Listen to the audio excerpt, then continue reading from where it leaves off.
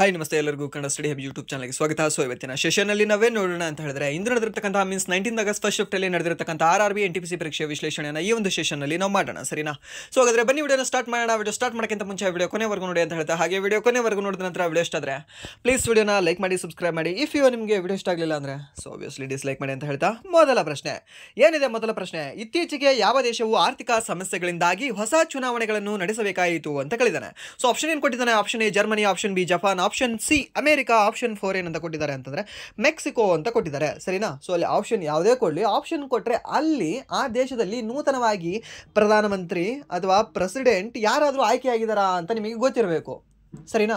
So ಹಾಗಾಗಿ ಈ ರೀತಿಯ ಕ್ವಶನ್ಗಳನ್ನು ನಾವು ಆನ್ಸರ್ ಮಾಡೋಕ್ಕೆ ಸಾಧ್ಯ ಆಗಿರುತ್ತೆ. ಸೊ ನಿಮಗೆ ನಾನು ಕರೆಂಟ್ ಅಫೇರ್ಸ್ ಕ್ಲಾಸ್ ಮಾಡಿದ್ದೀನಲ್ವಾ, ಕರೆಂಟ್ ಅಫೇರ್ಸ್ ಕ್ಲಾಸ್ ಮಾಡಿದಾಗ ಈ ಕ್ವಶನ್ಗೆ ಅಲ್ಲಿ ಆನ್ಸರ್ ಇದೆ. ಎರಡು ಕ್ವಶನ್ ರೈಸ್ ಆಗಿದ್ದಾವೆ ಇದರಲ್ಲಿ, ಸರಿನಾ? 2 ಕ್ವಶನ್ ಫ್ರೇಮ್ ಮಾಡಿ ನಿಮಗೆ ಆನ್ಸರ್ ಹೇಳಿದ್ದೀನಿ. ಬಟ್ ಎಕ್ಸಾಕ್ಟ್ ಆಗಿ ನಿಮಗೆ ಇದೇ ಕ್ವಶನ್ ಬಂದಿದೆಯಾ? ಇಲ್ಲ. ಬಟ್ ಇದರಲ್ಲಿ ಸ್ವಲ್ಪ ನೀವು ಬುದ್ಧಿ ಓಡಿಸ್ಬೇಕಾಗತ್ತೆ, ಸರಿನಾ? ಸೊ ರೀಸೆಂಟ್ ಆಗಿ ಯಾವುದೋ ಒಂದು ದೇಶಕ್ಕೆ ಎಲೆಕ್ಷನ್ ಆಗಿದೆ, ಆ ಒಂದು ದೇಶದಲ್ಲಿ ಈ ಒಂದು ಆರ್ಥಿಕ ಸಮಸ್ಯೆಗಳಿಂದಾಗಿ ಆಗಿದೆ ಅಂತ. ಸೊ ಒಂದು ಆರ್ಥಿಕ ಸಮಸ್ಯೆಗಳಿಂದಾಗಿ ಅತಿ ಹೆಚ್ಚು ಸಾಲವನ್ನು ಹೊರಡಿಸ್ಕೊಂಡಿರ್ತಕ್ಕಂತಹ ಒಂದು ದೇಶ ಯಾವುದು ಅಂತ ನಿಮಗೆ ಕೇಳ್ಬೋದು, ಸರಿನಾ? ಸೊ ಅದಾದ ನಂತರ ನೆಕ್ಸ್ಟ್ ನಿಮಗೆ ಜಪಾನನ್ನ ಹಿಂದಾಕಿ ಯಾರು ಬಂದಿದ್ದಾರೆ ಅಂತ ಕೇಳ್ಬೋದು. ಸೊ ಅವಾಗ ನಿಮಗೆ ಸೇಮ್ ಆನ್ಸರ್. ಇಲ್ಲ ಅಂತಂದ್ರೆ ಫೆಡ್ರಿಕ್ ಮರ್ಜ್ ಅವರು ಯಾವ ದೇಶದ ಚಾನ್ಸಲರ್ ಆಗಿ ಆಯ್ಕೆಯಾಗಿದ್ದಾರೆ ಅಂತ ಕೇಳ್ಬೋದು. So again same answer. And then ಆರ್ಥಿಕ ಸಮಸ್ಯೆಗಳಿಂದಾಗಿ ಹೊಸ ಚುನಾವಣೆಗಳನ್ನು ನಡೆಸಿರ್ತಕ್ಕಂಥ ದೇಶ ಯಾವುದು ಅಂತ ಕೇಳ್ಬೋದು. Again same answer. ಯಾವ ದೇಶ? ಇದೇ ಒಂದು ಜರ್ಮನಿ ದೇಶ, ಸರಿನಾ? ಈ ಒಂದು ಜರ್ಮನಿ ದೇಶ ಏನಾಗುತ್ತೆ, ಆರ್ಥಿಕ ಸಮಸ್ಯೆಗಳಿಂದಾಗಿ ಹೊಸ ಚುನಾವಣೆಯನ್ನು ನಡೆಸ್ತದೆ. ಮೀನ್ಸ್ ಹೊಸ ಚುನಾವಣೆ ಆದರೆ ಏನಾದರೂ ಆರ್ಥಿಕದಲ್ಲಿ ಬದಲಾವಣೆ ಆಗುತ್ತಾ? ಆರ್ಥಿಕತೆಯಲ್ಲಿ ಬದಲಾವಣೆ ಆಗುತ್ತಾ? ಹೌದು, ಬದಲಾವಣೆ ಆಗುತ್ತೆ. ಯಾಕಂದ್ರೆ ಬುದ್ಧಿವಂತರು ಬರಬೇಕು ಅಂತ, ಸರಿನಾ? ಸೊ ಇಲ್ಲಿ ಬದಲಾವಣೆ ಆಗುತ್ತೆ. ಸೊ ಫೆಡ್ರಿಕ್ ಮರ್ಜ್ ಅಂತ ಹೇಳಿದೆ. ಈ ಫೆಡ್ರಿಕ್ ಮರ್ಜ್ ಅವರು ಯಾರಾಗಿದ್ದಾರೆ? ಈ ಫೆಡ್ರಿಕ್ ಮರ್ಜ್ ಅವರು ಜರ್ಮನಿಯ ನೂತನ ಚಾನ್ಸಲರ್ ಆಗಿದ್ದಾರೆ. ಪ್ರೆಸಿಡೆಂಟ್ ಅಲ್ಲ, ಪ್ರೈಮ್ ಮಿನಿಸ್ಟರ್ ಅಲ್ಲ, ಅವರು ಇರೋದು ಯಾವುದು ಅಂತಂದ್ರೆ ಚಾನ್ಸಲರ್ ಆಗಿದ್ದಾರೆ. ನಮ್ಮ ಭಾರತದಲ್ಲಿ ಪ್ರಧಾನಮಂತ್ರಿ ಹುದ್ದೆ ಹಾಗೆ ಪ್ರೆಸಿಡೆಂಟ್ ಹುದ್ದೆ ಹೇಗೆ ಇದಾವಲ್ವಾ? ಸೊ ಹಾಗೆ ಈ ಅಮೆರಿಕಾದಲ್ಲಿ ನೋಡಿದ್ರೆ ನಾವು ಪ್ರೆಸಿಡೆಂಟ್ ಹುದ್ದೆ ಶ್ರೇಷ್ಠ ಅಂತ ಹೇಳ್ತೀವಿ, ನಮ್ಮ ಭಾರತದಲ್ಲಿ ಪ್ರೈಮ್ ಮಿನಿಸ್ಟರ್ ಹುದ್ದೆ ಶ್ರೇಷ್ಠ ಅಂತ ಹೇಳ್ತೀವಿ.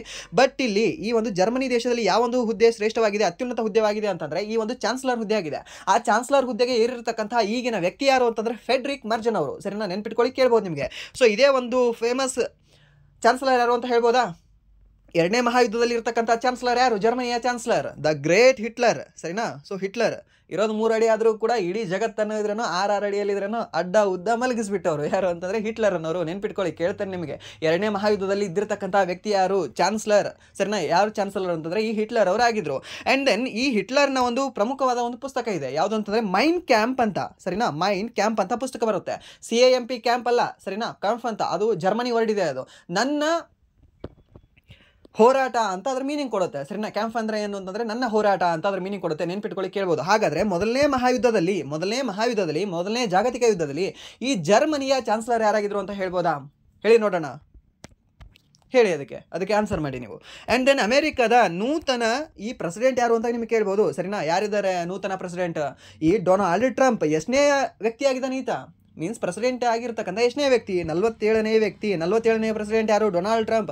ಆ್ಯಂಡ್ ದೆನ್ 50ನೇ ಉಪಾಧ್ಯಕ್ಷ ಯಾರು? ಮೀನ್ಸ್ ಅಧ್ಯಕ್ಷ ಈತ ಅಂತಂದ್ರೆ ಉಪಾಧ್ಯಕ್ಷ ಯಾರು? ವೈಸ್ ಪ್ರೆಸಿಡೆಂಟ್ ಯಾರು ಅಂತ ಕೇಳ್ತಾನೆ. ನಿಮಗೆ ಅವಾಗ ಹೇಳಬೇಕಾಗುತ್ತೆ JD ವ್ಯಾನ್ಸ್ ಅಂತ, ಸರಿನಾ? ಈ ಕ್ವಶನ್ ಕೇಳಿದ್ದಾನೆ. ಎಷ್ಟನೇ ಉಪಾಧ್ಯಕ್ಷ? JD ವ್ಯಾನ್ಸ್ ಅಂತ. 50ನೇ ಉಪಾಧ್ಯಕ್ಷ. ಇದೇ ನಿಮ್ಮ ಎಕ್ಸಾಮಲ್ಲಿ ಕೇಳಿದ್ದಾನೆ, RRB NTPC ಅಂಡರ್ ಗ್ರಾಜುಯೇಟ್ ಎಕ್ಸಾಮಲ್ಲಿ, ಸರಿನಾ? ಆ್ಯಂಡ್ ದೆನ್ ಇನ್ನೊಂದು ನಿಮಗೆ ಈ ಮೆಕ್ಸಿಕೋದು ಕೂಡ ಲಾಸ್ಟ್ ಇಯರ್ ಎಲೆಕ್ಷನ್ ಆಗಿದೆ. ಆ ಒಂದು ಮೆಕ್ಸಿಕೋದ ಪ್ರಧಾನಮಂತ್ರಿ ಯಾರು? ಕ್ಲೌಡಿಯಾ ಅಂತ ಬರ್ತಾರೆ. ಯಾರು? ಕ್ಲೌಡಿಯಾ.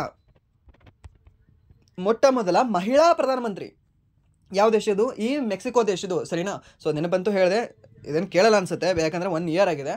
ಬಟ್ ಇಫ್ ಏನಾದರೂ ನ್ಯೂಸಲ್ಲಿ ಬಂದು ಮೆಕ್ಸಿಕೋದ ಪ್ರಧಾನಮಂತ್ರಿ ಯಾರು ಅಂತ ನಿಮ್ಗೆ ಏನಾದರೂ ಕೇಳಿದ್ರೆ ಅವಾಗ ನಿಮ್ಗೆ ಗೊತ್ತಿರಲಿ, ಸರಿನಾ? ಯಾರು ಅಂದರೆ ಕ್ಲೌಡಿಯಾ ಅನ್ನೋರು ಇದ್ದಾರೆ ಅಂತ. ಬಟ್ ಇದು ಆಲ್ಮೋಸ್ಟ್ 1 ಇಯರ್ ಆಗಿದೆ. ಲಾಸ್ಟ್ ಏಪ್ರಿಲಲ್ಲಿ ಅಲ್ಲಿ ಎಲೆಕ್ಷನ್ ಆಗಿದೆ, ಇಲ್ಲಿ ಮೆಕ್ಸಿಕೋ ಅಲ್ಲಿ. ಆ್ಯಂಡ್ ನೆಕ್ಸ್ಟ್ ಪ್ರಶ್ನೆ ಏನಿದೆ ಅಂತಂದರೆ ಈ ಕೆಳಗಿನವುಗಳಲ್ಲಿ ಯಾವುದು ಪ್ರೈಮ್ ಮೆರಿಡಿಯನ್ನ ವಿಸ್ತರಣೆಯಾಗಿದೆ ಅಂತ ಕೇಳಿದ್ದಾನೆ. ಮೀನ್ಸ್ ಪ್ರೈಮ್ ಮೆರಿಡಿಯನ್ನ ಮೂಲಕ ಯಾವುದು ಹರಿದು ಹೋಗ್ತದೆ ಅಂತ ಕೇಳಿದ್ದಾನೆ, ಸರಿನಾ? ಈ ಒಂದು ಪ್ರೈಮ್ ಮೆರಿಡಿಯನ್ ಮೂಲಕ, ಈ ಒಂದು ಗ್ರೀನ್ ವಿಚ್ ನ ಮೂಲಕ ಈ ಒಂದು ಪ್ರೈಮ್ ಮೆರಿಡಿಯನ್ ಹರಿದು ಹೋಗ್ತದೆ. ಅದನ್ನು ನಾವು 0 ರೇಖಾಂಶ ಅಥವಾ 0 ಡಿಗ್ರಿ ರೇಖಾಂಶ ಅಂತ ಕರಿತೀವಿ. ನೆನ್ಪಿಟ್ಕೊಳ್ಳಿ, ಕೇಳ್ಬೋದು ನಿಮಗೆ, ಸರಿನಾ? ಆ್ಯಂಡ್ ದೆನ್ ಈ ಒಂದು ಪ್ರೈಮ್ ಮೆರಿಡಿಯನ್ ಏನಿದೆ ಅಲ್ವಾ, ಯುರೋಪಿನ ಎಷ್ಟು ದೇಶಗಳ ಮೂಲಕ ಇದು ಹಾದು ಹೋಗುತ್ತೆ ಅಂತ ಕೇಳ್ತಾನೆ. 3 ದೇಶಗಳ ಮೂಲಕ ಇದು ಹಾದು ಹೋಗುತ್ತೆ. ಆ್ಯಂಡ್ ದೆನ್ ಈ ಆಫ್ರಿಕಾದ ಎಷ್ಟು ದೇಶಗಳ ಮೂಲಕ ಇದು ಹಾದು ಹೋಗುತ್ತೆ ಅಂತ ಕೇಳ್ತಾನೆ. 5 ದೇಶಗಳ ಮೂಲಕ ಹಾದು ಹೋಗುತ್ತೆ. ನೆನ್ಪಿಟ್ಕೊಳ್ಳಿ, ಕೇಳಬಹುದು.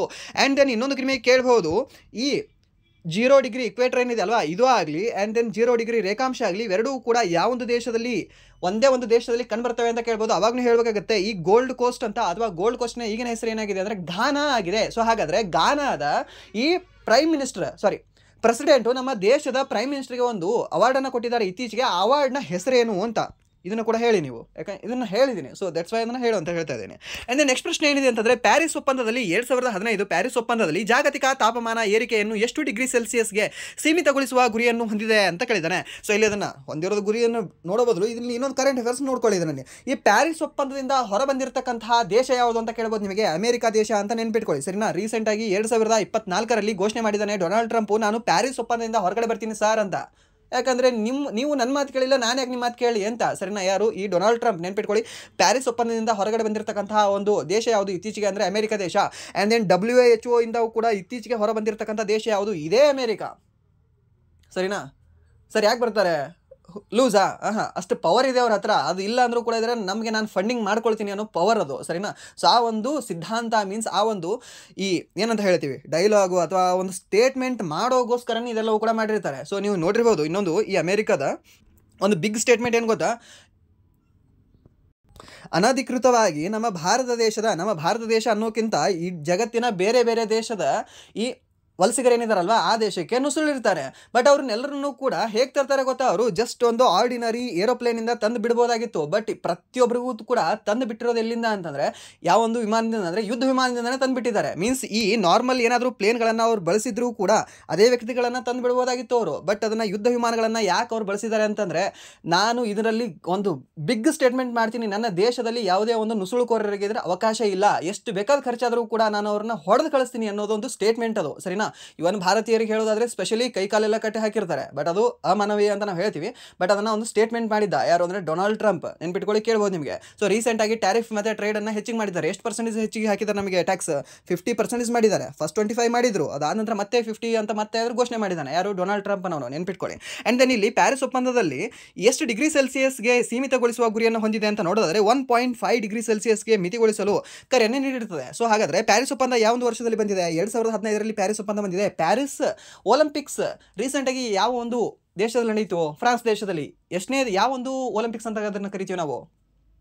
ಬೇಸಿಗೆ ಒಲಿಂಪಿಕ್ಸ್ ಅಂತ ಕರಿತೀವಿ, ನೆನ್ಪಿಟ್ಕೊಳ್ಳಿ, ಸರಿನಾ. ಪ್ಯಾರಿಸ್ ಸಮ್ಮರ್ ಒಲಿಂಪಿಕ್ಸ್ 2024 ಅಂತ ಕರಿತೀವಿ, ನೆನ್ಪಿಟ್ಕೊಳ್ಳಿ, ಕೇಳಬಹುದು ನಿಮಗೆ. ಆ್ಯಂಡ್ ದೆನ್ ನೆಕ್ಸ್ಟ್ ಪ್ರಶ್ನೆ ಏನಿದೆ ಅಂತಂದರೆ, ಗ್ರಾಮೀಣ ಪ್ರದೇಶಗಳಲ್ಲಿ ಡಿಜಿಟಲ್ ಸಾಕ್ಷರತೆಯನ್ನು ಹೆಚ್ಚಿಸಲು ಭಾರತ ಸರ್ಕಾರವು ಈ ಕೆಳಗಿನ ಯಾವ ಯೋಜನೆಯನ್ನು ಪ್ರಾರಂಭಿಸಿತು ಅಂತ?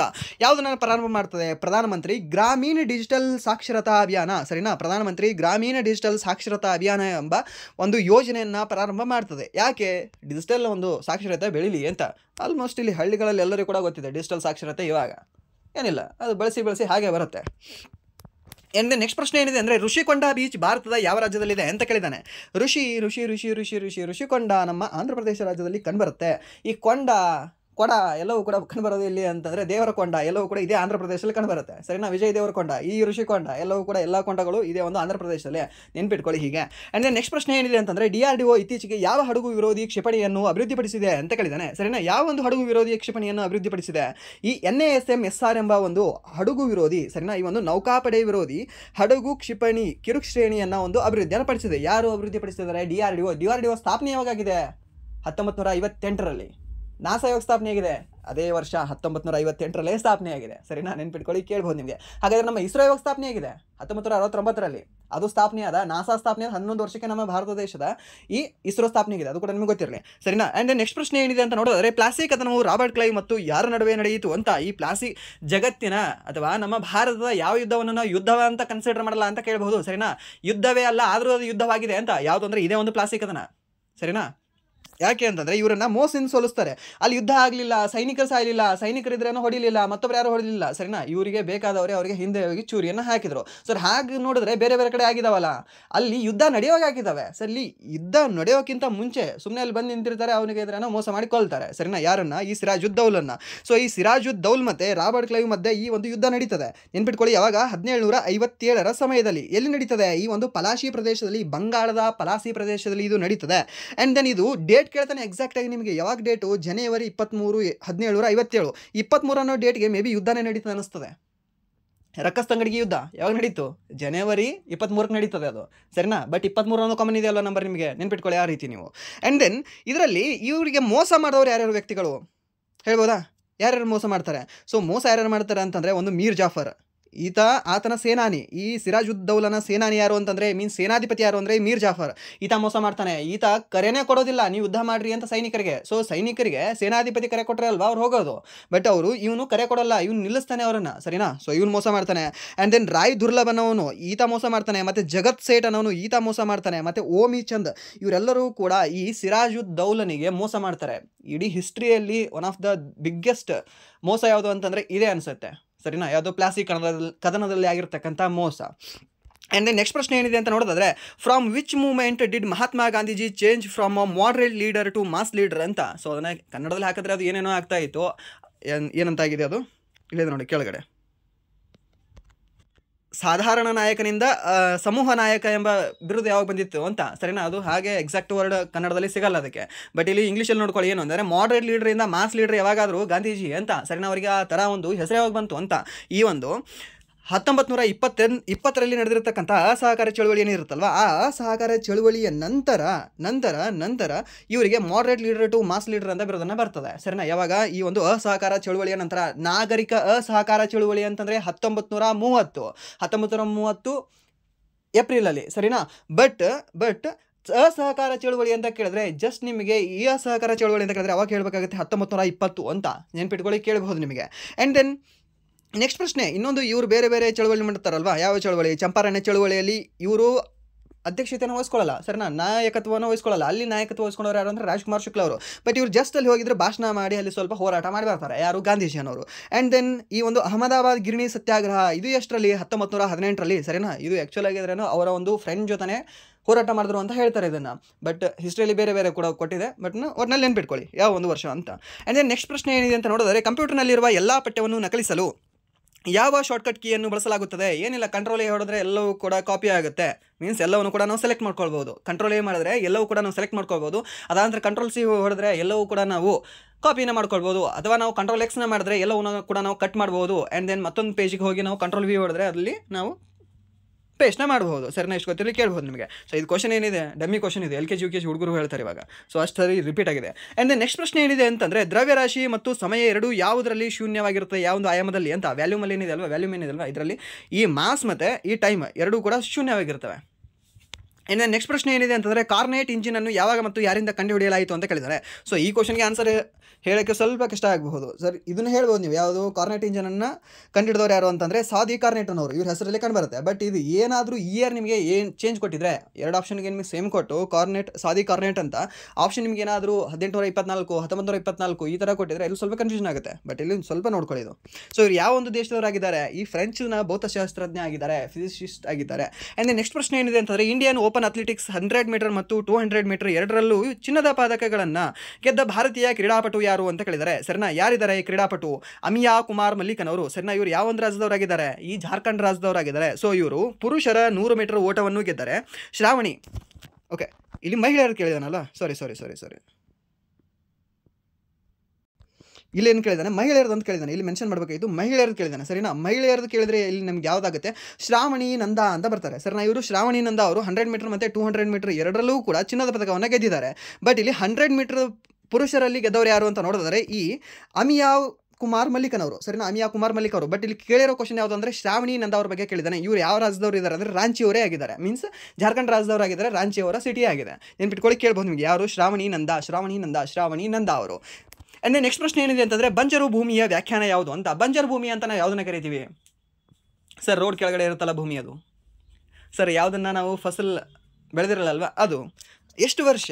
5 ವರ್ಷಗಳ ಕಾಲ, 5 ವರ್ಷ ಅಥವಾ ಅದಕ್ಕಿಂತ ಹೆಚ್ಚಿನ ಕಾಲ ಯಾವುದೇ ಕೃಷಿ ಮಾಡದ ಭೂಮಿಯನ್ನು ನಾವು ಬಂಜರು ಭೂಮಿ ಅಂತ ಕರಿತೀವಿ, ನೆನ್ಪಿಟ್ಕೊಳ್ಳಿ, ಸರಿನಾ. ಸೊ ನಿಮ್ಮ ತೋಟ, ಗದ್ದೆ, ಸೊ ಅವುಗಳನ್ನು ಕೂಡ ನೀವೇನಾದರೂ 5 ವರ್ಷ ಬಿಟ್ಟರೆ ಅದನ್ನು ನಾವೇನಂತ ಕರೀಬಹುದು ಅಂತಂದರೆ ಬಂಜರು ಭೂಮಿ ಅಂತ ಕರಿಬಹುದು, ಸರಿನಾ. ಆ್ಯಂಡ್ ನೆಕ್ಸ್ಟ್ ಪ್ರಶ್ನೆ ಏನಿದೆ ಅಂತಂದರೆ, ದೀನ್ ದಯಾಳ್ ಉಪಾಧ್ಯಾಯ ಗ್ರಾಮೀಣ ಕೌಶಲ್ಯ ಯೋಜನೆ ಅಡಿಯಲ್ಲಿ ವಯಸ್ಸಿನ ಅರ್ಹತೆ ಏನು ಅಂತ. ಇದು ನಿಮ್ಗೆ ಹೇಳಿಲ್ವಾ? ಎಷ್ಟು ಸರಿ ಹೇಳಿದ್ದೀನಿ ಸಾಕಷ್ಟು ಸರಿ. ಎಷ್ಟು ಅಂದರೆ 15ರಿಂದ 35 ವರ್ಷಗಳಿಗೆ, ಸರಿನಾ. ಸೊ ಈ ಒಂದು ವಯಸ್ಸಿನ ಅರ್ಹತೆ ಇದೆ ಕಂಡುಬರುತ್ತೆ. ಯಾವುದು? ದೀನ್ ದಯಾಳ್ ಉಪಾಧ್ಯಾಯ ಗ್ರಾಮೀಣ ಕೌಶಲ್ಯ ಯೋಜನೆ ಅಡಿಯಲ್ಲಿ ವಯಸ್ಸಿನ ಅರ್ಹತೆ, ಸರಿನಾ. ಆ್ಯಂಡ್ ನೆಕ್ಸ್ಟ್ ಪ್ರಶ್ನೆ ಏನಿದೆ ಅಂತಂದರೆ, ವಿಶ್ವದ ಅತ್ಯುನ್ನತ ರೆಸಲ್ಯೂಷನ್ ಹೊಂದಿರುವ ಯಾವ ಹವಾಮಾನ ಮುನ್ಸೂಚನಾ ವ್ಯವಸ್ಥೆಯನ್ನು ಭಾರತ ಸರ್ಕಾರವು ಮೇ 2025ರಲ್ಲಿ ಸ್ಥಾಪಿಸಿತು ಅಂತ. ಯಾವುದು? BFS. ಯಾವುದು BFS?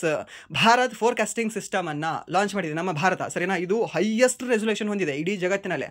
ಬೇರೆ ಏನೋ ಹವಾಮಾನ ಮುನ್ಸೂಚನೆ ತೊಗೊಳ್ತೀವಲ್ವ, ಅದಕ್ಕಿಂತ ಚೆನ್ನಾಗಿ ಹೊಂದಿರೋದು ಯಾವುದು ಅಂತಂದರೆ ಈ ಒಂದು ಭಾರತ್ ಫೋರ್ಕಾಸ್ಟಿಂಗ್ ಸಿಸ್ಟಮ್ ಅನ್ನೋದು ರೆಸೊಲ್ಯೂಷನ್ ಚೆನ್ನಾಗಿದೆ. ಆ್ಯಂಡ್ ದೆನ್ ಇದನ್ನು ತಯಾರು ಮಾಡಿದವರು ಯಾರು, ಇದನ್ನು ರಚನೆ ಮಾಡಿದವರು ಯಾರು ನೋಡೋದಾದರೆ ಈ IITM ಪುಣೆ ಅಂತಲೇ ಹೇಳ್ತೀವಿ. ಯಾವುದು IITM Pune? Indian institute of tropical metrology ಸಂಸ್ಥೆ ಅಂತ ಹೇಳ್ತೀವಿ. ಇದರ ಒಂದು ಕೇಂದ್ರ ಕಚೇರಿಯಲ್ಲಿ ಕಂಡುಬರುತ್ತೆ, ಪುಣೆಯಲ್ಲಿ ಕಂಡುಬರುತ್ತೆ. ಆ್ಯಂಡ್ ನೆಕ್ಸ್ಟ್ ಪ್ರಶ್ನೆ ಏನಿದೆ ಅಂತಂದರೆ ಬ್ರಿಕ್ಸ್ಗೆ ಸೇರ್ಪಡೆಯಾದ ಇತ್ತೀಚಿನ ದೇಶ ಯಾವುದು ಅಂತ ಕೇಳಿದಾನೆ. ಯಾವುದು? ಬ್ರಿಕ್ಸ್ಗೆ. ಬ್ರಿಕ್ಸಲ್ಲಿ ಟೋಟಲಿ ಎಷ್ಟು ಸದಸ್ಯ ರಾಷ್ಟ್ರಗಳಿದ್ದಾವೆ? 10 ರಾಷ್ಟ್ರಗಳಿದ್ದಾವೆ. ಸೊ ಹಾಗಾದರೆ 10ನೇ ರಾಷ್ಟ್ರ ಯಾವುದು ಅಂತ ಕೇಳಿದಾನೆ? ಇಂಡೋನೇಷ್ಯಾ. ಇದನ್ನು ಕೂಡ ಕರೆಂಟ್ ಅಫೇರ್ಸ್ ಕ್ಲಾಸಲ್ಲಿ ನಿಮಗೆ ಹೇಳಿದ್ದೀನಿ ಅಲ್ವಾ?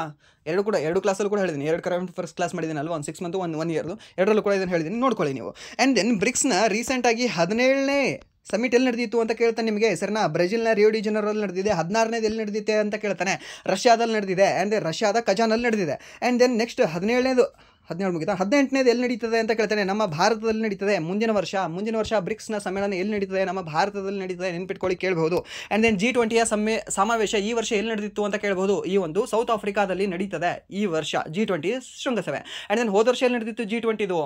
ಬ್ರೆಜಿಲಲ್ಲಿ ನಡೆದಿತ್ತು. ಸೊ ಹಾಗಾದರೆ ಹೇಳ್ಬೋದಾ G20 ಶೃಂಗಸಭೆ ಮುಂದಿನ ವರ್ಷ ಎಲ್ಲಿ ನಡೀತದೆ ಅಂತ ಹೇಳಿ ನೋಡೋಣ, ಕಾಮೆಂಟ್ ಮಾಡಿ. ಆ್ಯಂಡ್ ದೆನ್ ನೆಕ್ಸ್ಟ್ ಪ್ರಶ್ನೆ ಏನಿದೆ ಅಂದರೆ ಬ್ರಿಟಿಷರು ಭಾರತದಲ್ಲಿ ತಮ್ಮ ಮೊದಲ ಕಂಪನಿಯನ್ನು ಯಾವಾಗ ಸ್ಥಾಪಿಸಿದರು ಅಂತ? ಯಾವಾಗ ಸ್ಥಾಪನೆ ಮಾಡ್ತಾರೆ? ಡಿಸೆಂಬರ್ 31, 1600ರಲ್ಲಿ ಸ್ಥಾಪನೆ ಮಾಡ್ತಾರೆ.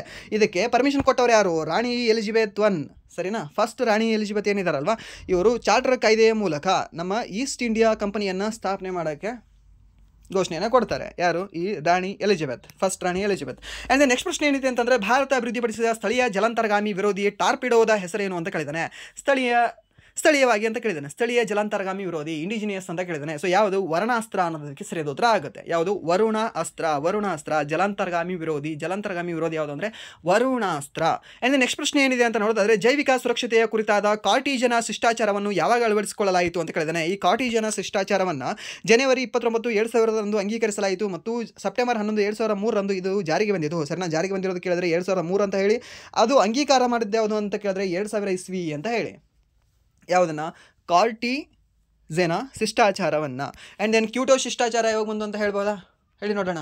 ಆ್ಯಂಡ್ ದೆನ್ ನೆಕ್ಸ್ಟ್ ಪ್ರಶ್ನೆ ಏನಿದೆ ಅಂತಂದರೆ ಮಾನವ ಅಭಿವೃದ್ಧಿ ವರದಿ ಅನ್ನು ಯಾವಾಗ ಪ್ರಕಟಿಸಲಾಯಿತು ಅಂತ. ಸೊ ಈ ಕ್ವಶನ್ ನಿಮಗೆ ಸಾಕಷ್ಟು ಹೇಳಿದೆ. 1995 ನಮ್ಮ ಕರ್ನಾಟಕದಲ್ಲಿ ಮೊದಲ ಈ HDR ರಿಪೋರ್ಟ್ ಯಾವಾಗ ಬಿಡುಗಡೆ ಆಗುತ್ತೆ? 1999. ಈ ಕ್ವಶನ್ ಒಂದು 4-5 ಸರಿ ಕೇಳಿದಾನೆ ಅನ್ಸುತ್ತೆ. Like PC, PSI, KS, FD, SD ಕೇಳಿದಾನೆ. ಇದನ್ನು ಕೂಡ ನೆನ್ಪಿಟ್ಕೊಳ್ಳಿ ನೀವು, ಸರಿನಾ? ಆ್ಯಂಡ್ ದೆನ್ ನೆಕ್ಸ್ಟ್ ಪ್ರಶ್ನೆ ಏನಿದೆ ಅಂತ ನೋಡೋದಾದರೆ ಈ 1919 ರೌಲತ್ ಕಾಯ್ದೆಯ ನಂತರ ಮಹಾತ್ಮ ಗಾಂಧೀಜಿಯವರು ಯಾವ ಸಭೆಯನ್ನು ರಚಿಸಿದರು ಅಂತ? ಸತ್ಯಾಗ್ರಹ ಸಭೆಯನ್ನು ರಚನೆ ಮಾಡ್ತಾರೆ. ಯಾರು? ನಮ್ಮ ಮಹಾತ್ಮ ಗಾಂಧೀಜಿಯವರು. ಆ್ಯಂಡ್ ದೆನ್ ನೆಕ್ಸ್ಟ್ ಪ್ರಶ್ನೆ ಏನಿದೆ ಅಂದರೆ ಹೂ ಪ್ರಪೋಸ್ಡ್ ಡ್ರೈನ್ ವೆಲ್ ಥಿಯರಿ ಅಂತ ಕೇಳಿದಾನೆ. ಡ್ರೈನ್ ವೆಲ್ ಥಿಯರಿ ಯಾರು ಪ್ರಪೋಸ್ ಮಾಡಿದ್ದಾರೆ? ಈ ದಾದಾಬಾಯಿ ನವರೋಜಿ ಅಂತ ಹೇಳ್ತೀವಿ, ಸರಿನಾ? ದಾದಾಬಾಯಿ ನವರೋಜಿ. ಭಾರತದ ಅರ್ಥಶಾಸ್ತ್ರದ ಪಿತಾಮಹ ಯಾರು? ದಾದಾಬಾಯಿ ನವರೋಜಿ. ಅದು ಆದ ನಂತರ ಭಾರತದ ಯಾವುದು ಏನಂತ ಹೇಳ್ತೀವಿ ನಾವು? ಪ್ರಾಚೀನ ಭಾರತದ ಅರ್ಥಶಾಸ್ತ್ರದ ಪಿತಾಮಹ ಯಾರು? ಚಾಣಕ್ಯ ಅಂತ ನಾವು ಕರಿತೀವಿ, ಸರಿನಾ? ಅದು ನೆನ್ಪಿಟ್ಕೊಳ್ಳಿ, ಕೇಳ್ಬೋದು ನಿಮಗೆ. ಸೊ 2 ಕ್ವಶನ್ ಬಂತು ಅಂದರೆ ಏನಾದರೂ ಚಾಣಕ್ಯ ಕೊಟ್ಟಿರಲಿಲ್ಲ ಅಂದರೆ ನಿಮಗೆ ಈ ದಾದಾಬಾಯಿ ನವರೋಜಿ ಅನ್ನೋದು ಕೂಡ ನಿಮಗೆ ಆನ್ಸರ್ ಆಗಿರುತ್ತೆ ಅನ್ನೋದು ಕೂಡ ನಿಮಗೆ ಗೊತ್ತಿರಲಿ. ಆ್ಯಂಡ್ ದೆನ್ ನೆಕ್ಸ್ಟ್ ಪ್ರಶ್ನೆ ಏನಿದೆ ಅಂತಂದರೆ ದೀಪಿಕಾ ಕುಮಾರಿ ಯಾವ ಕ್ರೀಡೆಗೆ ಸಂಬಂಧಿಸಿದ್ದಾರೆ ಅಂತ ಕೇಳಿದರೆ ಈ ದೀಪಿಕಾ ಕುಮಾರಿ ಅವರು ಆರ್ಚರಿಗೆ ಸಂಬಂಧ ಹೊಂದಿದ್ದಾರೆ, ಬಿಲ್ಲುಗಾರಿಕೆ ಸಂಬಂಧ ಹೊಂದಿದ್ದಾರೆ. ಸೊ ಈ ಕ್ವಶನು 2018ರಲ್ಲಿ ಸಾಕಷ್ಟು ಕೇಳಿದ್ದಾನೆ. ಅವು ನ್ಯೂಸಲ್ಲಿದ್ದರು ಇವರು, ಯಾರು? ದೀಪಿಕಾ ಕುಮಾರಿ ಅನ್ನೋರು. ಸೊ ಇವರು ಕೂಡ ನ್ಯೂಸಲ್ಲಿದ್ದಾರೆ, ಬಟ್ ಅವಾಗ ಸಾಕಷ್ಟು ಸರಿ ಕೇಳಿದ್ದಾನೆ. ಇವಾಗ ಒಂದು ಕ್ವಶನಲ್ಲಿ ಬಂದಿದೆ, ಬಟ್ ಇದು ರಿಪೀಟೆಡ್ ಕ್ವಶನ್ ನೋಡಿ. ಇದು ಯಾರು? ದೀಪಿಕಾ ಕುಮಾರಿ ಅವರು. ಸರ್ ಹಾಗಾದರೆ 2018 ಕ್ವಶನ್ ಪೇಪರ್ ಓದಬೇಕಾ? ಹಾಗಲ್ಲ, ಬಟ್ ಇದು ಬೇರೆ ಕ್ವಶನ್ಗಳಲ್ಲಿ ಕೇಳಿದ್ದಾನೆ. GDL ಕೇಳಿದ್ದಾನೆ, ಮತ್ತು MTS ಅಲ್ಲಿ ಕೇಳಿದ್ದಾನೆ, CSSL, CGL, ಹಾಗೆ ಬೇರೆ ಎಕ್ಸಾಮಲ್ಲಿ ಕೇಳಿದ್ದಾನೆ ಇದನ್ನು. ಆ್ಯಂಡ್ ನೆಕ್ಸ್ಟ್ ಪ್ರಶ್ನೆ ಏನಿದೆ ಅಂತ ನೋಡಿದರೆ MS ವಿಂಡೋಸ್ನಲ್ಲಿ ಹೊಸ ಫೋಲ್ಡರನ್ನು ಹೇಗೆ ರಚಿಸುವುದು ಅಂತ ಕೇಳಿದ್ದಾನೆ. ಫಸ್ಟ್ ಏನಿಲ್ಲ, ಕಂಟ್ರೋಲ್ ಕ್ಲಿಕ್ ಮಾಡಿ, ಆಮೇಲೆ ಶಿಫ್ಟ್ ಕ್ಲಿಕ್ ಮಾಡಿ, ಆಮೇಲೆ ಏನಿಲ್ಲ ನ್ಯೂ ಅಂತ ಕ್ಲಿಕ್ ಮಾಡಿ, ಮೀನ್ಸ್ N ಅಂತ ಕ್ಲಿಕ್ ಮಾಡಿ, ಮುಗಿಯಿತು, ಒಂದು ಫೋಲ್ಡರ್ ಕ್ರಿಯೇಟ್ ಆಗಿಬಿಡುತ್ತೆ. ಯಾವುದು? Control shift N. ಸರ್ ನಾನು ಮೊದಲು N ಶಿಫ್ಟ್ ಕಂಟ್ರೋಲ್ ಹಿಡಿತೀನಿ, ಬರುತ್ತಾ? ಹೇಳಿ ಅದಕ್ಕೆ ನೀವು. ಆ್ಯಂಡ್ ದೆನ್ ನೆಕ್ಸ್ಟ್ ಪ್ರಶ್ನೆ ಏನಿದೆ ಅಂತ ನೋಡೋದಾದರೆ ಯಾವ ಸಂವಿಧಾನದ ತಿದ್ದುಪಡಿಯ ಮೂಲಕ ಮತದಾನದ ವಯಸ್ಸನ್ನು 21 ವರ್ಷದಿಂದ 18 ವರ್ಷಕ್ಕೆ ಇಳಿಸಲಾಯಿತು? ಡಿಗ್ರಿ ಮುಗಿದ ಮೇಲೆ ನಿಮಗೆ ಬುದ್ಧಿ ಬರ್ತದೆ ಅನ್ನೋದು ಬಿಟ್ಟು ನಿಮಗೆ PUC ಮುಗಿದ ಮೇಲೆ ಬುದ್ಧಿ ಬರ್ತದೆ ಅಂತ ನಿಮಗೆ ವೋಟಿಂಗ್ ಪವರ್ ಕೊಟ್ಟಿದ್ದು ಯಾವಾಗ? 61ನೇ ತಿದ್ದುಪಡಿಯ ಮೂಲಕ. 21-61 ನೆನ್ಪಿಟ್ಕೊಳ್ಳಿ. ಎಷ್ಟಕ್ಕೆ ಬಂತು? 18. 21 ಗಂಡಿಗೆ ಮದುವೆ ಆಗೋ ವಯಸ್ಸು, 18 ಹೆಣ್ಣಿಗೆ ಮದುವೆ ಆಗೋ ವಯಸ್ಸು. ಹಾಗಾದರೆ 18 ಬದಲಾಗಿ ಇಲ್ಲಪ್ಪ ಹೆಣ್ಣಿಗೂ ಕೂಡ 21ಕ್ಕೆ ಬುದ್ಧಿ ಬರುತ್ತೆ ಅಂತ 21 ವಯಸ್ಸನ್ನು ಏರಿಸಿದ ಮೊದಲ ರಾಜ್ಯ ಯಾವುದು ಅಂತ?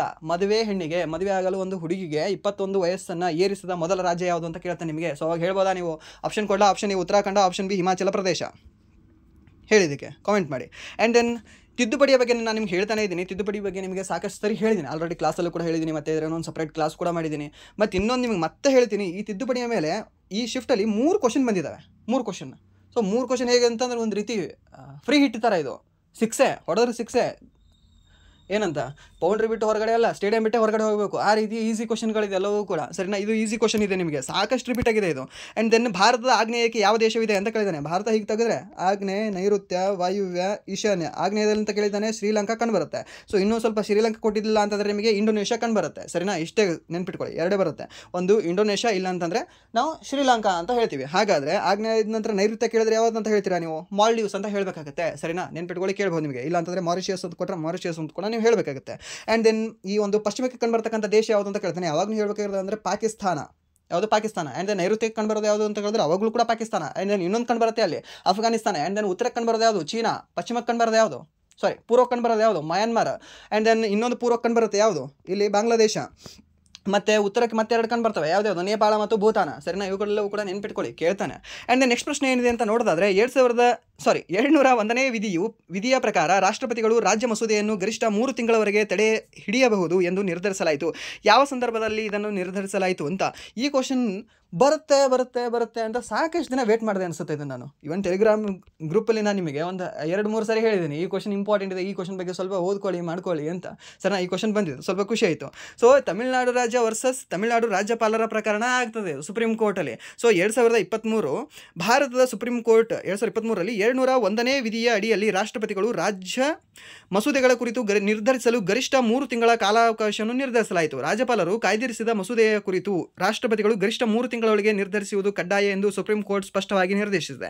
ಈ ನಿರ್ಧಾರದ ಅಡಿಯಲ್ಲಿ ರಾಷ್ಟ್ರಪತಿಗಳು ಮಸೂದೆಯನ್ನು ಅನಿರ್ದಿಷ್ಟವಾಗಿ ಬಾಕಿ ಇಡಲು ಸಾಧ್ಯವಿಲ್ಲ. ಇಲ್ಲಿ 2023 ಅನ್ನೋದು ಬದಲಾಗಿ ಯಾವಾಗ ಬಂದಿತ್ತು ಈ ಒಂದು ಪ್ರಕರಣ, ಯಾವಾಗ ನೀಡಿದ್ದಾರೆ, ಈ ಒಂದು ತೀರ್ಪನ್ನು ಯಾವಾಗ ನೀಡಿದ್ದಾರೆ ಅಂತ ಕೇಳಿದ್ರೆ 2025ರಲ್ಲಿ ನೀಡಿದ್ದಾರೆ. ಯಾರು? ಸುಪ್ರೀಂ ಕೋರ್ಟ್ ನೀಡಿದ್ದಾರೆ, ನೆನ್ಪಿಟ್ಕೊಳ್ಳಿ, ಕೇಳ್ತಾನೆ ಇದನ್ನು, ಸರಿನಾ. ಸುಪ್ರೀಂ ಕೋರ್ಟ್ನ ಯಾವ ಮುಖ್ಯ ನ್ಯಾಯಮೂರ್ತಿ ಇದ್ರು ಅವಾಗ? ಸಂಜೀವ್ ಖನ್ನಾ ಅವರಿದ್ದರು. ಇವಾಗ ಯಾರಿದ್ದಾರೆ? ಬಿ ಆರ್ ಗವಾಯ್ ಅವರು ಇದ್ದಾರೆ. ಸೊ ಈ ಬಿ ಆರ್ ಗವಾಯ್ ಅವರು ಬರೋಕ್ಕಿಂತ ಮುಂಚೆನೇ ಇದು ಒಂದಿದ್ರು ಗ್ರೇಟ್ ಐತಿಹಾಸಿಕ ತೀರ್ಪನ್ನು ಕೊಟ್ಟಿದ್ದಾರೆ. ಬಟ್ ಇದು ಕೆಲವು ಕೂಡ ಪ್ರೆಸಿಡೆಂಟು, ಪ್ರೈಮ್ ಮಿನಿಸ್ಟ್ರು, ಅದು ಇದು ಸೆಂಟ್ರಲ್ ಗೌರ್ಮೆಂಟ್ ಮಿನಿಸ್ಟರ್ಗಳೆಲ್ಲವೂ ಕೂಡ ಇದನ್ನು ಬೊಬ್ಬೆ ಹೊಡೆದ್ರು, ಸರಿನಾ. ಇದು ಹಾಗೆಲ್ಲ ಹೀಗಿಲ್ಲ, ಪ್ರೆಸಿಡೆಂಟ್ ಇರೋ ಪವರ್ನ ನೀವು ಕಿತ್ಕೋತಿದ್ದೀರಿ ಅಂತ. ಸೊ ಹಾಗೆ ನೋಡಿದ್ರೆ ಈ ಸಂಸತ್ ಏನಿದೆ ಅಲ್ವಾ, ಲೋಕಸಭೆ ಪ್ರೆಸಿಡೆಂಟ್ ಎಲ್ಲವೂ ಕೂಡ ಇದ್ರೇನೋ ಪವರ್ನ ಕಿತ್ಕೊಂಡಿದೆ. ಸೊ ಇಲ್ಲಿ ನಿಜ ಹೇಳೋಕ್ಕೆ ಕೂಡ ಇದ್ರೇನೋ ಒಂದು ಅವಕಾಶ ಮಾಡಿಕೊಟ್ಟಿರೋದು ಯಾವುದು ಅಂತಂದರೆ ಸುಪ್ರೀಂ ಕೋರ್ಟ್ ಅಂತ ನಾವು ಹೇಳ್ತೀವಿ, ಸರಿನಾ. ಸೊ ಇದು ಎಷ್ಟನೇ ಒಂದು ವಿಧಿಯ ಪ್ರಕಾರ ಅಂತಂದರೆ 201ನೇ ವಿಧಿಯ ಪ್ರಕಾರ ಈ ರಾಜ್ಯಪಾಲರು ಏನಿದಾರಲ್ವಾ ಕೆಲವೊಂದು ಮಸೂದೆಗಳನ್ನು ತಡೆ ಹಿಡಿದು ಅವರು ಯಾರಿಗೆ ಪಾಸ್ ಮಾಡಿರ್ತಾರೆ ಅಂದರೆ ಈ ರಾಷ್ಟ್ರಪತಿಗಳು ಪಾಸ್ ಮಾಡಿರ್ತಾರೆ. ಸೊ ರಾಷ್ಟ್ರಪತಿಗಳು ಏನು ಮಾಡ್ಬೋದು? ಒಂದು ರಿಟರ್ನ್ ಇದ್ರೆ ಚೆಕ್ ಮಾಡೋಕ್ಕೆ ಅಂತ ಕಳಿಸ್ಬೋದು. ಆ್ಯಂಡ್ ದೆನ್ ಏನು ಮಾಡ್ಬೋದು? ಮತ್ತೊಂದು ಈ ಪಾಕೆಟ್ ವಿಟೋ ಅಂತ ಅವ್ರ ಹತ್ರನೇ ಇಟ್ಕೊಳ್ಬಹುದು, ಇಲ್ಲ ಅಂತಂದರೆ ಅಂಗೀಕಾರ ಮಾಡಿ ಕಳಿಸ್ಬೋದು. ಸೊ ಮೂರೂ ಕೂಡ ನೀವು ಯಾವುದಾದ್ರೂ ಒಂದು ಮಾಡಬೇಕು, ಸುಮ್ಮನೆ ಇಟ್ಕೊಂಡು ಕೂಡಬಾರ್ದು ನೀವು, ಸರಿನಾ. ಇಲ್ಲಾಂದರೆ ಇಟ್ಕೊಂಡು ಕೂಡ್ತಿದ್ರೆ ಪಾಕೆಟ್ ವಿಟೋ ಅಂತಾದರೂ ಹೇಳಿಬಿಡಿ ನೀವು. ಸೊ ಅದಕ್ಕೆ ನಿಮಗೆ ಟೈಮ್ ಎಷ್ಟು ಕೊಡ್ತೀನಿ ಅಂದರೆ 3 ತಿಂಗಳು ಟೈಮ್ ಕೊಡ್ತೀನಪ್ಪ, ನೀವು ಭಾರತ ರಾಷ್ಟ್ರಪತಿ ಇರ್ಬೋದು, ಬಟ್ ಇದನ್ನು ದೇಶದ ಜನ ಕೂಡ ಇಂಪಾರ್ಟೆಂಟ್ ಅಲ್ಲ ಅಂತ ಹೇಳಿದ್ದು ಯಾವುದು ಅಂದರೆ ಈ ಒಂದು ಪ್ರಕರಣ. ಇದನ್ನು ನಾವು ಯಾವುದು ಪ್ರಕರಣ ಅಂತ ಕರಿತೀವಿ ಅಂದರೆ ತಮಿಳುನಾಡು ರಾಜ್ಯ ವರ್ಸಸ್ ತಮಿಳುನಾಡು ರಾಜ್ಯಪಾಲರ ಪ್ರಕರಣ ಅಂತ, ಸರಿನಾ. ತಮಿಳುನಾಡು ರಾಜ್ಯ ವರ್ಸಸ್ ತಮಿಳುನಾಡು ರಾಜ್ಯಪಾಲರ ಪ್ರಕರಣ. ಹಾಗಾದರೆ ಆ ಪ್ರಕರಣ ಮೀನ್ಸ್ ಆ ರಾಜ್ಯಪಾಲನ ಹೆಸರು ಹೇಳ್ಬೋದಾ ನೀವು? ಹೇಳಿ ನೋಡೋಣ, ತಮಿಳುನಾಡು ರಾಜ್ಯದ ರಾಜ್ಯಪಾಲ ಯಾರು ಅಂತ. ಆ್ಯಂಡ್ ನೆಕ್ಸ್ಟ್ ಪ್ರಶ್ನೆ ಏನಿದೆ ಅಂತ ನೋಡೋದಾದರೆ ಯಾವ ಸಂವಿಧಾನಿಕ ತಿದ್ದುಪಡಿಯ ಮೂಲಕ ಮಂತ್ರಿಮಂಡಲದಲ್ಲಿ ಸಚಿವರ ಸಂಖ್ಯೆಯನ್ನು ಮಿತಿಗೊಳಿಸಲಾಯಿತು ಅಂತ ಕೇಳಿದ್ದಾನೆ. ಯಾವ ತಿದ್ದುಪಡಿ? ಇದು ಕೂಡ ನಿಮ್ಗೆ ಹೇಳಿದೇನಲ್ವಾ, ಯಾವುದು? 91ನೇ ತಿದ್ದುಪಡಿಯ ಮೂಲಕ 2003ರಲ್ಲಿ ಈ ಒಂದು ತಿದ್ದುಪಡಿಯ ಮೂಲಕ ಏನು ಮಾಡ್ತಾರೆ ಅಂದರೆ ಸಂಸತ್ತಿನ ಈ ಒಂದು ಲೋಕಸಭೆಯ ಇಂತಿಷ್ಟು ಪರ್ಸೆಂಟೇಜ್, ಎಷ್ಟು ಪರ್ಸೆಂಟೇಜ್? 15% ಜನ ಮಾತ್ರ ಮಂತ್ರಿಗಳಾಗಕ್ಕೆ ಅರ್ಹರು ಅಂತ ಹೇಳ್ತಾರೆ, ಸರಿನಾ. 15%ಗಿಂತ ಜಾಸ್ತಿ ನೀವು ಕೊಡೋಂಗಿಲ್ಲ. ಸೊ ಅವನೇನಾದರೂ ಪಕ್ಷ ಬಿಟ್ಟು ಹೋಗ್ತಾನೆ ಅಂತ ಅವನ ಸಲುವಾಗಿ ಒಂದು ನೀವು ಖಾತೆ ತೆಗೆಯೋದು, ಅವನಿಗೆ ಇದನ್ನು ಮಾಡೋದು, ಸಚಿವ ಮಾಡೋದು ಅಲ್ಲಪ್ಪ. ಸೊ 15% ಇಟ್ಕೊಳ್ರಿ ನೀವು ಅಂತ ಹೇಳುತ್ತೆ. ಯಾವುದು? 91ನೇ ತಿದ್ದುಪಡಿ ಯಾವಾಗ ಬಂತು? 2003ರಲ್ಲಿ. ಎಷ್ಟು ಪರ್ಸೆಂಟೇಜ್ ಇರಬೇಕು ಅಂತ ಹೇಳುತ್ತೆ? 15% ಇರಬೇಕು ಅಂತ ಹೇಳುತ್ತೆ. ಮೀಸಲಾತಿ ಅಲ್ಲ, 15% ಮ್ಯಾಕ್ಸಿಮಮ್ ಇರಬೇಕು ಅಂತ ಹೇಳುತ್ತೆ, ನೆನ್ಪಿಟ್ಕೊಳ್ಳಿ. 15% ಕಡಿಮೆ ಇರಬಹುದು. ಸೊ ಏನಾದರೂ 100 ಜನ ಸಚಿವರಿದ್ದರೆ, ಸರಿನಾ, 100 ಜನದಲ್ಲಿ 33 ಜನ, 15% ಅಲ್ವಾ, 15 ಜನ, ಇಷ್ಟು ಜನ ಮಾತ್ರ ಇರಬೇಕು. 16ನೇ ಜನ ಏನಾದರೂ ಆದರೆ ನಿಮಗೆ ಅದನ್ನು ಚೆನ್ನಾಗಿ ಹೇಳಲ್ಲ ಅಂತ ಹೇಳುತ್ತೆ ಯಾರು? ಈ ಒಂದು ತಿದ್ದುಪಡಿ. ಆ್ಯಂಡ್ ನೆಕ್ಸ್ಟ್ ಪ್ರಶ್ನೆ ಏನಿದೆ ಅಂತಂದರೆ ಮುಂಬೈನಲ್ಲಿರುವ ಗೇಟ್ ವೇ ಆಫ್ ಇಂಡಿಯಾ ಯಾವ ವಾಸ್ತುಶಿಲ್ಪ ಶೈಲಿಯನ್ನು ನಿರ್ಮಿಸಲಾಗಿದೆ ಅಂತ ಕೇಳಿದ್ದಾನೆ, ಸರಿನಾ. ಇದನ್ನು ಇಂಡೋ ಸಾರ್ಸನಿಕ್ ಶೈಲಿಯಲ್ಲಿ ನಿರ್ಮಿಸಲಾಗಿದೆ. ಇದನ್ನು ನಿರ್ಮಾಣ ಮಾಡಿರ್ತಕ್ಕಂಥ ವ್ಯಕ್ತಿ ಯಾರು ಅಂತ ಕೇಳ್ತಾನೆ. ಸೊ ಅವಾಗ ಹೇಳಬೇಕಾಗುತ್ತೆ ಯಾರು ಅಂದರೆ ಜಾರ್ಜ್ ವಿಟ್ಟೇಟ್ ಅನ್ನುವ ವ್ಯಕ್ತಿ ಇದನ್ನು ನಿರ್ಮಾಣ ಮಾಡಿದ್ದಾನೆ. ವಾಸ್ತುಶಿಲ್ಪಿ ಯಾರು ಅಂದರೆ ಈತ. ಸೊ ಇದನ್ನು ಯಾಕೆ ನಿರ್ಮಾಣ ಮಾಡಿದರು? ಸೊ ಇದನ್ನು 5th ಕಿಂಗ್ ಜಾರ್ಜ್, 5ನೇ ಕಿಂಗ್ ಜಾರ್ಜ್ ಮತ್ತು ರಾಣಿ ಕ್ವೀನ್ ಮೆರ್ರಿ ಭಾರತದಕ್ಕೆ ಭೇಟಿಯ ಸ್ಮರಣಾರ್ಥವಾಗಿ ಇದನ್ನು ನಿರ್ಮಾಣ ಮಾಡ್ತಾರೆ. ಯಾವಾಗ? 1911ರಲ್ಲಿ, ಸರಿನಾ. ದೆಹಲಿ ದರ್ಬಾರ್ಗಳು ನಡೀತದೆ, ಟೋಟಲಿ 3 ದೆಹಲಿ ದರ್ಬಾರ್ಗಳು ನಡೀತದೆ. ಆ 3ನೇ ದೆಹಲಿ ದರ್ಬಾರದಲ್ಲೇ ಇದನ್ನು ನಿರ್ಮಾಣ ಮಾಡೋಕ್ಕೆ ಅಂತ ಹೇಳ್ತಾರೆ, ಸರಿನಾ. ಈ ಕ್ವಶನ್ ಇಲ್ಲೊಂದು ನೋಡಿ, ಇಲ್ಲಿ ಜಸ್ಟ್ ಇಲ್ಲಿ ಈತನ ಹೆಸರು ನೆನ್ಪಿಟ್ಕೊಂಡಿರ್ತಾರೆ, ಅವನ ವೈಫ್ ಕೂಡ ಹೆಸರು ನೆನ್ಪಿಟ್ಕೊಳ್ಳಿ, ಚೆನ್ನಾಗಿದೆ ಅಲ್ವಾ? ಮ್ಯಾರಿ ಅಲ್ಲ, ಮೆರ್ರಿ. ಸೊ ಈತ ಯಾರಿಗೆ ಮ್ಯಾರಿ ಆಗಿದ್ದಾನೆ ಅಂದರೆ ಮೇರಿಗೆ ಮ್ಯಾರಿ ಆಗಿದ್ದಾನೆ. ಕೇಳಿದ್ದಾನೆ ಪ್ರಶ್ನೆ. ಸೊ ಈ 3ನೇ ದೆಹಲಿ ದರ್ಬಾರ್ನಲ್ಲಿ ಕಿಂಗ್ ಜಾರ್ಜ್ ಜೊತೆ ಬಂದಿರತಕ್ಕಂಥ ರಾಣಿ ಹೆಸರೇನು ಅಂತ, ಸರಿನಾ? ಯಾರು ಅಂತಂದರೆ ಮೇರಿ, ಸರಿನಾ? ನಾನು ಯಾವುದೋ ಒಂದು ಊಹಿಸ್ಕೊಂಡು ಹೇಳ್ತಾ ಇಲ್ಲ, ಈ ಕ್ವಶನ್ ಕೇಳಿದ್ದಾನೆ ಆಲ್ರೆಡಿ. ಸೊ ಬೇರೆ ಎಕ್ಸಾಮ್ಗಳಲ್ಲಿ ಒಂದು ಎಕ್ಸಾಮಲ್ಲಿ ಕೇಳಿದ್ದಾನೆ. ಆ್ಯಂಡ್ ದೆನ್ ಇದನ್ನು ಉದ್ಘಾಟನೆ ಯಾವಾಗ ಮಾಡ್ತಾರೆ ಅಂತಂದರೆ 1911ರಲ್ಲಿ ಇದನ್ನು ನಿರ್ಮಾಣ ಮಾಡೋಕ್ಕೆ ಸ್ಟಾರ್ಟ್ ಮಾಡ್ತಾರೆ, ಸರಿನಾ? ಅಡಿಗಲ್ ಹಾಕ್ತಾರೆ. ಆ್ಯಂಡ್ ದೆನ್ ಅದನ್ನು ನಿರ್ಮಾಣ ಮಾಡಿರೋದು ಯಾವಾಗ ಅಂತಂದರೆ 1924ರಲ್ಲಿ ಅದನ್ನು ನಿರ್ಮಾಣ ಮಾಡಿದ್ದಾರೆ. ನೆನ್ಪಿಟ್ಕೊಳ್ಳಿ, 1924. ಆ್ಯಂಡ್ ದೆನ್ ನೆಕ್ಸ್ಟ್ ಪ್ರಶ್ನೆ ಏನಿದೆ ಅಂತ ನೋಡಿದರೆ 25ನೇ ವಿಧಿಯು ಈ ಕೆಳಗಿನ ಯಾವುದಕ್ಕೆ ಸಂಬಂಧಿಸಿದೆ ಅಂತ, ಸರಿನಾ? ಯಾವುದಕ್ಕೆ ಸಂಬಂಧ ಹೊಂದಿದೆ ಇದು 25ನೇ ವಿಧಿ? ಧಾರ್ಮಿಕ ಸ್ವಾತಂತ್ರ್ಯಕ್ಕೆ ಸಂಬಂಧ ಹೊಂದಿದೆ. ಮೀನ್ಸ್ ನಮಗೆ ಇಷ್ಟವಾಗಿರ್ತಕ್ಕಂಥ, ನಮ್ಮ ಮನಸ್ಸಿಗೆ, ನಮ್ಮ ಒಂದು ಸೋಲ್ಗೆ ಇಷ್ಟವಾಗಿರ್ತಕ್ಕಂಥ ಧರ್ಮವನ್ನು ನಾನು ಸ್ವೀಕರಿಸಬಹುದು, ಅದನ್ನು ಯಾರೂ ಕೂಡ ಒತ್ತಾಯ ಮಾಡಬಾರ್ದು ಅಂತ ಹೇಳುತ್ತೆ. ಒತ್ತಾಯವಿಲ್ಲದೆ ಯಾವುದೋ ಒಂದು ಧರ್ಮವನ್ನು ನಾನು ಸೇರಬಹುದು, ನನ್ನ ಒಂದು ಧರ್ಮವನ್ನು ನಾನು ತ್ಯಜಿಸಬಹುದು, ಒಟ್ಟಿನಲ್ಲಿ ಒಂದು ಧರ್ಮಕ್ಕೆ ನಾನಿದ್ರೇನು ಅನುಯಾಯಿ ಇರ್ಬೋದು ಅಂತ ಹೇಳೋ ಒಂದು ವಿಧಿ ಯಾವುದು ಅಂದರೆ 25ನೇ ವಿಧಿ, ಸರಿನಾ? ಬಟ್ ಅದಕ್ಕೆ ಮತಾಂತರ ಮಾಡುವಾಗಿಲ್ಲ, ಯಾರನ್ನಾದರೂ ಕೂಡ ಯಾರನ್ನು ಒತ್ತಾಯಿಸಿ ಮತಾಂತರ ಮಾಡುವಾಗಿಲ್ಲ ಅಂತ ಹೇಳುತ್ತೆ. ಹಾಗೆ ಮಾಡಿದ್ರೆ ನಿನಗೆ ಮೊದಲು ಜೈಲಲ್ಲಿ ಹೋಗಿದ್ದೀನಿ ಅಂತ ಹೇಳ್ತದೆ. ಯಾವುದು? ಇದೇ 25ನೇ ವಿಧಿ, ಗೊತ್ತಿರಲಿ ನಿಮಗೆ, ಸರಿನಾ? ಆತ್ಮಸಾಕ್ಷಿಗೆ ಸರಿಯಾಗಿ ಅನಿಸಿರ್ತಕ್ಕಂಥ ಧರ್ಮವನ್ನು ಪರಿಪಾಲನೆ ಮಾಡುವುದರ ಬಗ್ಗೆ ಹೇಳ್ತಕ್ಕಂಥ ವಿಧಿ ಯಾವುದು ಅಂದರೆ 25ನೇ ವಿಧಿ. ಆ್ಯಂಡ್ ದೆನ್ 26ನೇ ವಿಧಿ ಏನಂತ ಹೇಳುತ್ತೆ? ಧಾರ್ಮಿಕ ವ್ಯವಹಾರಗಳನ್ನು ನಿರ್ವಹಿಸುವ ಸ್ವಾತಂತ್ರ್ಯವನ್ನು ಹೇಳುತ್ತೆ. ಆ್ಯಂಡ್ ದೆನ್ 27ನೇ ವಿಧಿ ಏನಂತ ಹೇಳುತ್ತೆ? ನಿರ್ದಿಷ್ಟ ಧರ್ಮದ ಪ್ರಚಾರಕ್ಕಾಗಿ ತೆರಿಗೆ ಪಾವತಿಯಿಂದ ಸ್ವಾತಂತ್ರ್ಯವನ್ನು, ತೆರಿಗೆ ಕಲೆಕ್ಟ್ ಮಾಡೋಕ್ಕೆ ಹೇಳೋ ವಿಧಿ ಯಾವುದು ಅಂದರೆ 27ನೇ ವಿಧಿ, ಸರಿನಾ? ತೆರಿಗೆ ಕಲೆಕ್ಟ್ ಮಾಡುತ್ತೆ. ಇವಾಗ ಚಂದ ಎತ್ತಾರೆ ಅಂತ ಹೇಳಿದ್ರೆ ಗೊತ್ತಾ? ಸೊ ಅದೆಲ್ಲವೂ ಕೂಡ ಹೇಳೋದು ವಿಧಿ ಯಾವುದು ಅಂದರೆ ಈ ಒಂದು 27ನೇ ವಿಧಿ ಅಂತ ನಾವು ಹೇಳ್ತೀವಿ. ಆ್ಯಂಡ್ ದೆನ್ 28ನೇ ವಿಧಿ ಏನಿದೆ? ಕೆಲವು ಶಿಕ್ಷಣ ಸಂಸ್ಥೆಗಳಲ್ಲಿ ಧಾರ್ಮಿಕ ಬೋಧನೆ ಮತ್ತು ಧಾರ್ಮಿಕ ಪೂಜೆಗೆ ಹಾಜರಾಗುವ ಸ್ವಾತಂತ್ರ್ಯವನ್ನು ಉಲ್ಲೇಖಿಸುತ್ತದೆ, ಸರಿನಾ? ಕೆಲವೊಂದು ಕಾಲೇಜ್ಗಳಾಗಿರಲಿ, ಮೀನ್ಸ್ ಕೆಲವೊಂದು ಸ್ಕೂಲ್ಗಳಾಗಿರಲಿ, ಅಲ್ಲಿ ಧರ್ಮದ ಬೋಧನೆ ನಡೀತಾ ಇರ್ತದೆ. ಸೊ ಅದರ ಬಗ್ಗೆ ಒಂದು ಹೇಳ್ತಕ್ಕಂಥ ವಿಧಿ ಯಾವುದು ಅಂದರೆ 28ನೇ ವಿಧಿ. ನೆನ್ಪಿಟ್ಕೊಳ್ಳಿ, ಕೇಳ್ಬೋದು ನಿಮಗೆ. ಆ್ಯಂಡ್ ನೆಕ್ಸ್ಟ್ ಪ್ರಶ್ನೆ ಏನಿದೆ ಅಂದರೆ ಮಾಲ್ಗುಡಿ ಡೇಸ್ ಪುಸ್ತಕದ ಲೇಖಕರು ಯಾರು ಅಂತ. ಈ ಕ್ವಶನ್ ಇದು ಇಂಪಾರ್ಟೆಂಟ್ ಕ್ವಶನ್ ಇದು, ಬಟ್ ಈಸಿ ಕ್ವಶನ್ ಇದು. ಯಾರಿದ್ದಾರೆ? ಎಲ್ಲಿದ್ದಾರೆ ನೋಡಿ, R.K. ನಾರಾಯಣ್. ಇದನ್ನು ಪಬ್ಲಿಷ್ ಆಗಿದೆ ಹೇಳ್ಬೋದಾ? ಇದು ಮಾಲ್ಗುಡಿ ಡೇಸ್ 1943ರಲ್ಲಿ ಇದು ಪಬ್ಲಿಷ್ ಆಗಿದೆ. ಈ ಬುಕ್ 1943, 9 ತೆಗೆದುಬಿಡಿ, ಇಲ್ಲಿ 143 ಆಗುತ್ತೆ. ನೆನ್ಪಿಟ್ಕೊಳ್ಳಿ, ಮಾಲ್ಗುಡಿ ಡೇಸ್ ಲವ್ ಅಲ್ವಾ? ಮಾಲ್ಗುಡಿ ಡೇಸ್ ಫಿಲ್ಮ್ ಚೆನ್ನಾಗಿದೆ ನೋಡಿ, ನೋಡ್ಕೊಳ್ಳಿ ನೀವು ಬೇಕಾದರೆ, ಯೂಟ್ಯೂಬಲ್ಲಿ ಸಿಗುತ್ತೆ. ಸೊ ಈ R.K. ನಾರಾಯಣ್ ಏನಿದಾರಲ್ವ, ಇವರು ನಮ್ಮ ಕರ್ನಾಟಕದವರು, ಇವರು ಸ್ಪೆಷಲಿ. ಸೊ ಈ R.K. ನಾರಾಯಣ್ ಅವರು ಬರೆದಿರ್ತಕ್ಕಂಥ Malgudi days book more than 100 times ಕೇಳಿದ್ದಾನೆ ಅನಿಸುತ್ತೆ ಸೆಂಟ್ರಲ್ ಗೌರ್ಮೆಂಟ್ ಬೇರೆ ಎಕ್ಸಾಮ್ಗಳಲ್ಲಿ, ಮತ್ತು ನಮ್ಮ ಭಾರತ ದೇಶದ ವಿವಿಧ ರಾಜ್ಯಗಳ ಎಕ್ಸಾಮ್ಗಳಲ್ಲಿ. ಮಾಲ್ಗುಡಿ ಡೇಸ್. ಆ್ಯಂಡ್ ದೆನ್ ಇವರೇ ಬರೆದಿರ್ತಕ್ಕಂಥ ಇನ್ನೂ ಪುಸ್ತಕ ಯಾವುದು ಅಂದರೆ ಸ್ವಾಮಿ ಆ್ಯಂಡ್ ಫ್ರೆಂಡ್ಸ್ ಅಂತ ಬರುತ್ತೆ. ಸೊ ಆ ಪುಸ್ತಕವನ್ನು ಬರೆದವರು ಕೂಡ ಇವರೇ. And then the English teacher ಅಂತ ಒಂದು ಪುಸ್ತಕ ಬರೆದಿದ್ದಾರೆ. ದ ಇಂಗ್ಲೀಷ್ ಟೀಚರ್ ಅಂತ ಪುಸ್ತಕ, TET ನಾಟ್ TET, ಸರಿನಾ? ಟೀಚರ್ ಎಜುಕೇಷನ್ ಟೆಸ್ಟ್ ಅಂತ ಇರ್ತೀವಲ್ಲ, ಅದು ಅಲ್ಲ, ಆ TET ಅಲ್ಲ, ಇದು ದ ಇಂಗ್ಲೀಷ್ ಟೀಚರ್ ಅಂತ ಒಂದು ಪುಸ್ತಕವನ್ನು ಬರೆದಿದ್ದಾರೆ. ಯಾರು ಅಂದರೆ ಇದೇ R.K. ನಾರಾಯಣನ್ ಅವರು. ನೆನ್ಪಿಟ್ಕೊಳ್ಳಿ, ಕೇಳ್ತಾನೆ, ಸರಿನಾ? ಇವರು ಇಂಪಾರ್ಟೆಂಟ್ ಇದ್ದಾರೆ. ಇವು ಯಾರು ರಾಜ್ಯದವರು ಅಂತ ಕೇಳ್ತಾನೆ, ನಮ್ಮ ಕರ್ನಾಟಕ ರಾಜ್ಯದವರು ಇವರು. ಯಾರು? ಈ R.K. ನಾರಾಯಣನ್ ಅವರು. ಆ್ಯಂಡ್ ದೆನ್ ಈ ರವೀಂದ್ರನಾಥ್ ಟ್ಯಾಗೋರ್ ಅವರು ಯಾವ ಪುಸ್ತಕ ಬರೆದಿದ್ದಾರೆ? ಗೀತಾಂಜಲಿ, ದ ಫೇಮಸ್ ಪುಸ್ತಕ ಇವ್ರದ್ದು. ಆ್ಯಂಡ್ ದೆನ್ ಮಹಾದೇವಿ ವರ್ಮ ಗಿಲ್ಲು ಅಂತ ಒಂದು ಪಾಠ ಇತ್ತು ಗೊತ್ತಾ ನಿಮಗೆ? 9th ಸ್ಟ್ಯಾಂಡರ್ಡಲ್ಲಿ ಇತ್ತಾ ಅಥವಾ 10th ಸ್ಟ್ಯಾಂಡರ್ಡಲ್ಲಿ ಇತ್ತಾ ನನಗೆ ನೆನಪಿಲ್ಲ, ಬಟ್ ಮಹಾದೇವಿ ವರ್ಮ ಅವರೇ ಬರೆದದ್ದು ಆ ಗಿಲ್ಲು ಅನ್ನುವ ಒಂದು ಪಾಠ. ನೆನ್ಪಿಟ್ಕೊಳ್ಳಿ, ಇದು ಕೂಡ ಇಂಪಾರ್ಟೆಂಟ್ ಇದ್ದಾರೆ. ಯಾರು? ಮಹಾದೇವಿ ವರ್ಮ, ಹಿಂದಿ ಲೇಖಕಿಯಾಗಿದ್ದಾರೆ.